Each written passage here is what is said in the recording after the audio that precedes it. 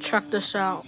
Wireless firearm. All that's attached at the end is a single wire nut. Then plug it into this 24-volt outlet. Boom. It's wireless. There's no wires. See, look, there's no wires in there. And this is only going to the BG12. And then it's stopping at the future alarm device I'm buying. But it's wireless. It's totally wireless. No wire.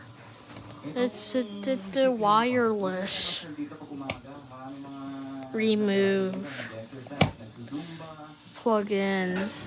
It's not connected at the end. If I pull the BG12, it does the same thing.